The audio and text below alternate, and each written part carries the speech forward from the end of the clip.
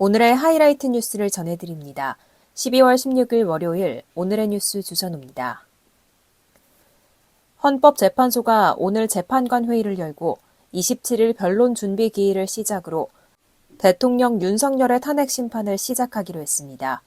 준비 기일은 변론에 앞서 양측의 주장과 증거를 둘러싼 쟁점을 정리하고 심리 계획을 세우는 절차입니다. 헌재는 전자 추천 방식으로 주심 재판관을 지정했지만 공개하지는 않기로 했습니다. 헌재 정원 9명 가운데 3명이 공석인 헌재는 6인 체제 속에서도 심리와 변론 모두 가능하다고 재차 밝혔습니다. 여야는 이달 말 인사청문회를 거쳐 재판관 임명 동의안을 처리한다는 방침입니다.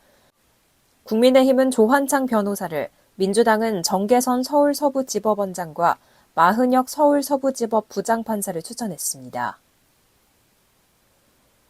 여야가 추천한 헌법재판관 후보자들이 윤석열 기소 시 탄핵 심판 심리를 중단해야 하는 여부를 두고 엇갈린 의견을 보이고 있습니다.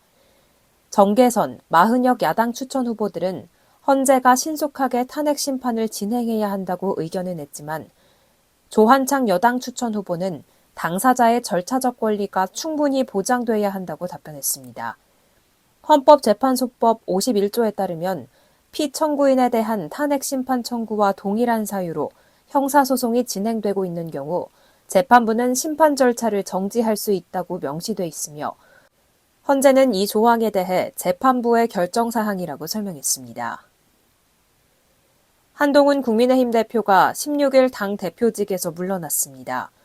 그는 최고위원들의 사퇴로 최고위가 붕괴됨에 따라 당 대표로서의 정상적인 임무 수행이 불가능해졌다고 설명했습니다.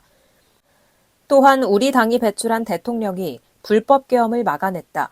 탄핵이 아닌 더 나은 길을 찾아보려 백방으로 노력했지만 결국 그러지 못했다며 지지자들에게 사과했습니다. 한 대표의 사퇴는 7.23 전당대회에서 당 대표로 선출된 지 146일 만입니다.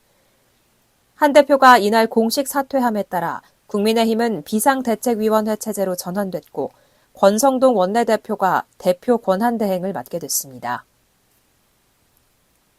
자녀 입시 비리와 청와대 감찰 무마 등 혐의로 기소된 조국혁신당 대표 조국 전 대표가 오늘 의왕시 소재 서울구치소에 수감됐습니다. 앞서 사문서 위조 및 행사, 업무방해, 청탁금지법 위반 등 혐의로 재판에 넘겨진 조 전 대표는 지난 12일 대법원으로부터 징역 2년과 600만 원의 추징명령을 선고한 원심 판결을 확정받았습니다. 조국은 구치소 정문 앞에서 2019년 제가 법무부 장관 후보로 지명된 후 시작된 검찰 쿠데타는 윤석열 탄핵으로 끝났다며 이제 남은 건 검찰 해체다라고 강조했습니다.